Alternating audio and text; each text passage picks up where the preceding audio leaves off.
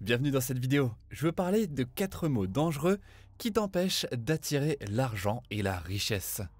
Ces mots bloquent l'augmentation de tes revenus, l'obtention de nouvelles ventes, l'attirance de nouvelles personnes, de circonstances favorables, de miracles financiers et même de synchronicité financière. Je sais, ça semble être une grande promesse, presque comme si j'essayais de te vendre du rêve. Mais non. Je ne suis pas en train de te faire miroiter des illusions. Cette prise de conscience va changer ta vie. Tu vas voir l'argent commencer à circuler plus vite, plus facilement. C'est comme si ces blocages subconscients s'évaporaient. Alors, plongeons directement dans le sujet. Si tu es nouveau ici, bienvenue, bienvenue et re-bienvenue. Si tu es un habitué, merci, merci et remercie. Passons maintenant au cœur du sujet. Les 4 mots sont « je ne suis pas ». Ces 4 mots bloquent ton abondance. Dire « je ne suis pas », c'est admettre que tu n'es pas assez bon pour gagner plus d'argent. C'est affirmer que tu n'es pas capable de créer plus d'abondance financière. Et chaque fois que tu dis « oh, je ne suis pas assez bon, je ne suis pas assez intelligent, je ne suis pas assez qualifié » ou encore « je ne suis pas assez âgé » ou « je suis trop jeune », tu crées une prophétie auto-réalisatrice sur ton avenir financier. Dire « je ne suis pas », c'est déclarer à l'univers que tu ne te crois pas assez intelligent, assez qualifié ou même capable de le faire. C'est admettre que tu ne te sens pas digne d'une vie de liberté et d'options. Mais en réalité, c'est totalement faux. Tu penses peut-être que c'est vrai, tu ressens peut-être que c'est réel. Mais je vais te montrer que la psychologie, les neurosciences, le monde des affaires et même les religions prouvent que cette croyance est une illusion et que tu peux réellement créer la vie financière que tu veux.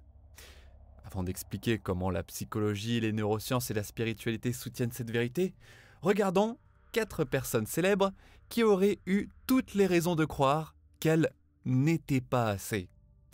Prenez Richard Branson par exemple, milliardaire atteint de dyslexie et de troubles de l'attention. Avec seulement une éducation élémentaire, il est devenu milliardaire. Henry Ford, le fondateur de Ford Motors, illettré avec une scolarité limitée à l'école primaire. Il a créé Ford. Thomas Edison, l'homme derrière l'ampoule électrique, qui éclaire mon visage en ce moment même, il a été expulsé de l'école à seulement 12 ans parce que ses professeurs le trouvaient trop stupide. Il disait littéralement « sors d'ici, idiot ». Edison avait du mal avec les mathématiques, il avait des difficultés d'élocution et il souffrait de dyslexie. Mais il a créé l'ampoule. Et enfin, Vincent van Gogh. Il a souffert de dépression et a été interné en hôpital psychiatrique. Il a créé des œuvres d'art exceptionnelles. Malheureusement, en 1890, il a mis fin à ses jours. C'est une tragédie et c'est aussi un rappel puissant. Si tu as besoin d'aide, cherche du soutien. Parle à quelqu'un, va voir un thérapeute ou un spécialiste. Écris aussi tes pensées, exprime-toi. On ne peut pas simplement réprimer ses émotions.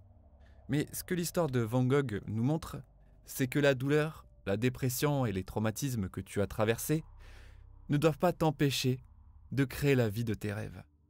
Il est un exemple parfait de la manière dont on peut transformer sa souffrance en art, en génie, en création. Bien sûr, j'aurais aimé vous raconter une belle histoire à la Disney où tout finit bien. Mais son parcours prouve que même si tu souffres de dépression chronique, tu es toujours capable d'accomplir de grandes choses. Passons maintenant à la psychologie, aux neurosciences et à la spiritualité et comment ce « je ne suis pas » est une hérésie dans ces 3 domaines. Maintenant, parlons de la psychologie et ce que dit la psychologie sur « je ne suis pas ». Tout repose sur l'identité que tu assumes. Les psychologues nous expliquent depuis des décennies que ton image de toi-même contrôle toute ta vie. Il existe même un livre célèbre de Maxwell Maltz, Psycho-cybernétique, qui explique que l'image que tu as de toi-même définit ta réalité. Maltz était un chirurgien plasticien de renommée mondiale. Il réalisait des opérations pour transformer le visage, transformer la symétrie, pour que le visage soit parfait. Et pourtant, beaucoup de ses clients étaient toujours déprimés. Pourquoi ? Parce que même si leur visage avait changé, leur perception d'eux-mêmes, elle, n'avait pas changé. Le problème, ce n'était pas leur apparence à ses clients. Le problème, c'était leur état d'esprit. Ils se focalisaient juste sur autre chose. Leur nez était parfait, maintenant c'était leur menton qui posait problème. Leur menton était parfait, maintenant c'est leurs fesses qui posent problème. Leurs fesses étaient parfaites, maintenant c'était leur sein. Parce que si tu ne changes pas ton monde intérieur, ton monde extérieur ne changera pas non plus. Tu peux modifier ton apparence, c'est possible. Mais si tu ne changes pas ton état d'esprit, tu continueras à déplacer tes insécurités d'un domaine à l'autre. Et ça ne concerne pas que l'apparence. Si tu ne te sens pas digne d'amour, tu risques d'attirer des relations toxiques. Si tu ne te sens pas digne d'abondance, tu auras du mal à attirer l'argent. Tout commence par l'image que tu as de toi-même. Et c'est pour ça que le « je ne suis pas » est une illusion destructrice. Ne penses-tu pas que cela s'applique aussi à l'argent? Ne penses-tu pas que cela influence tes appels de vente? Tu sais, quand tu démarres un appel de vente et que tu dis « Oh, de toute façon, je les rate toujours. J'espère que cette fois, je ne vais pas me planter. » Ne crois-tu pas que ce genre de pensée se reflète dans tes finances, dans ta façon d'économiser, d'investir et de gagner de l'argent? Si tu te sens à l'aise avec l'idée de recevoir, si tu es prêt à consacrer plus de temps au lieu de procrastiner, et si tu es plus créatif et plus persévérant. Parce que tu sais au fond de toi que tu es assez bon et que tout va fonctionner pour ton bien financier le plus élevé. C'est comme ça que la psychologie nous explique l'abondance. Et numéro 2, les neurosciences. Il y a 50, 75, voire peut-être 86 ans, on ne réalisait pas que tout cela s'imprimait dans ton cerveau. C'est dingue, non? Aujourd'hui, les neurosciences nous montrent que ton cerveau réagit aux émotions et aux expériences de vie. Autrement dit, ton cerveau se façonne en fonction de ce que tu ressens au quotidien. Il existe une loi en neurosciences appelée la loi de Hebb, H-E-B-B. Cette loi explique que les émotions que tu ressens influencent la manière dont ton cerveau se connecte. Et réfléchis-y en lien avec l'argent. Peut-être que tes parents ont divorcé à cause de problèmes financiers. Tu sais, 50% des couples dans le monde divorcent et la raison numéro 1 est le stress financier. Ou peut-être que tu as vu tes parents se disputer à propos de l'argent. Peut-être que ta mère s'est inquiétée toute sa vie de ses finances. Peut-être que ton père critiquait toujours les riches devant la télévision. Ou peut-être encore que ta religion t'a enseigné que l'argent était mauvais. Peu importe l'origine. Voici ce qui se passe. Ces émotions activent des cellules dans ton cerveau.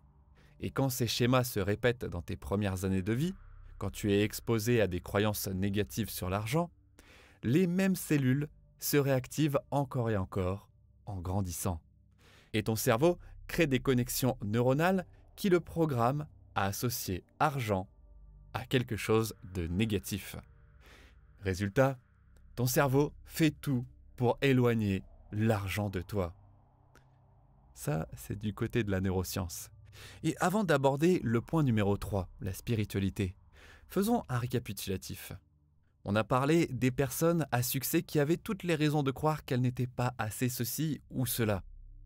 On a vu comment la psychologie façonne notre perception de nous-mêmes. Et je viens de vous expliquer les neurosciences et comment nos expériences de vie câblent notre cerveau. Et c'est pour ça que je suis obsédé par la reprogrammation du subconscient. C'est pour ça que je crois profondément en l'auto-hypnose. C'est pour ça que j'ai créé ma propre auto-hypnose du succès à un moment donné de ma vie. Parce que moi aussi, j'ai longtemps cru que je n'étais pas assez bon, que j'étais peut-être trop jeune, que je n'étais pas assez qualifié. Après mon divorce, où tout s'était écroulé pour moi, j'avais un rêve. Être heureux et partager cette joie à travers un art. Et c'était la voix dans mon cœur. Mais je n'y croyais pas vraiment. Tous les studios m'ont rejeté.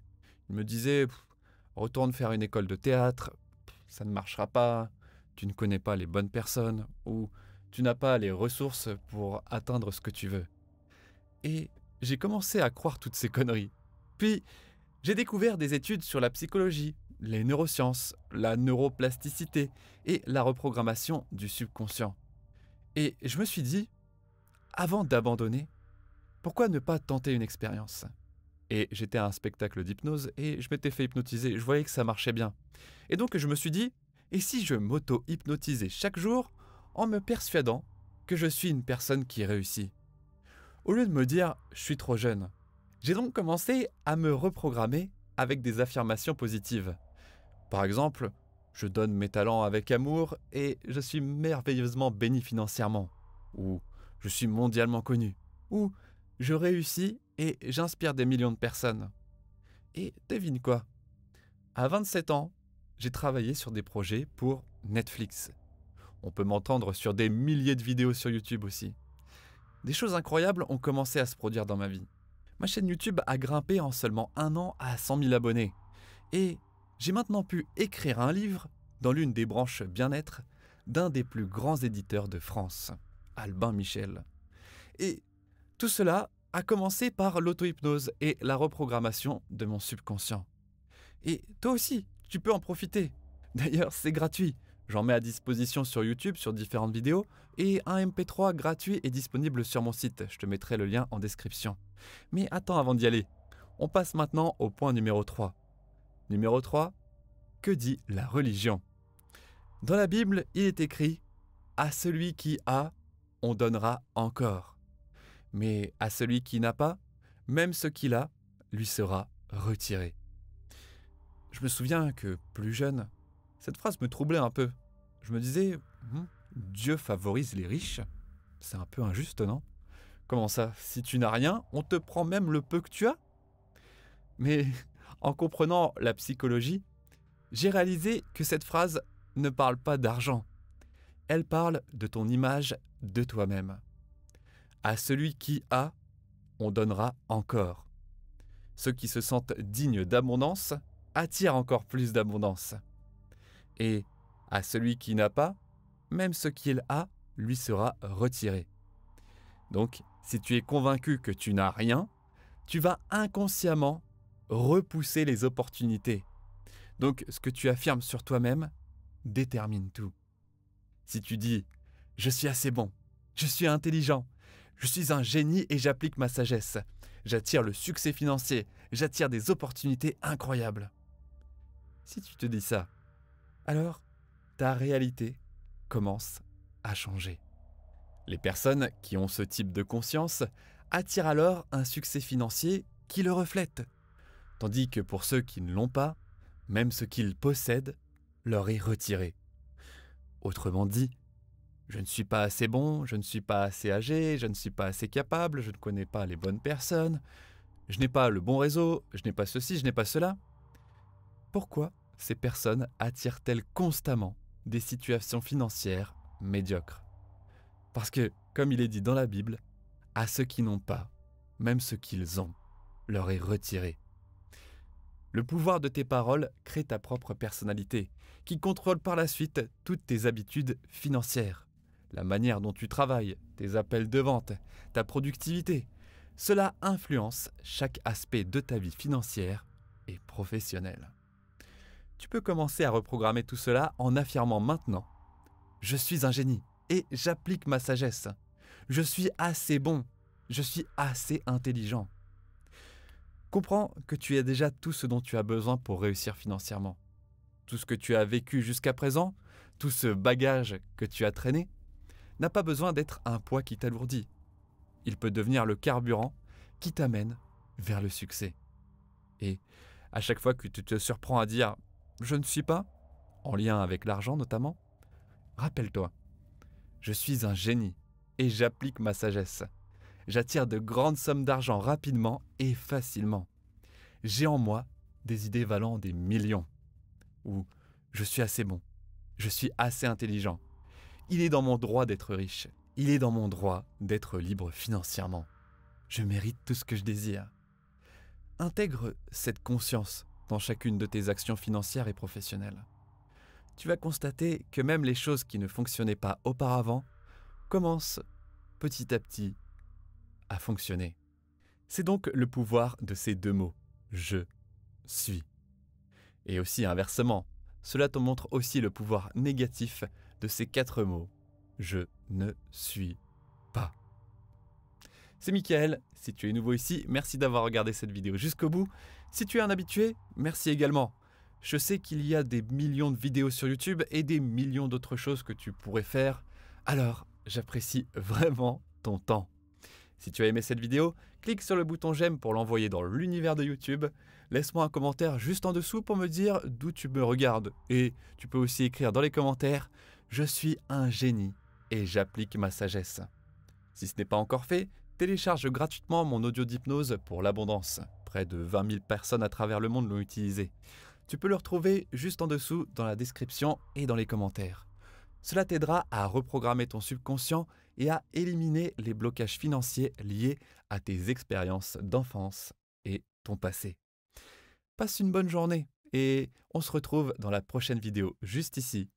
Merci, merci, merci.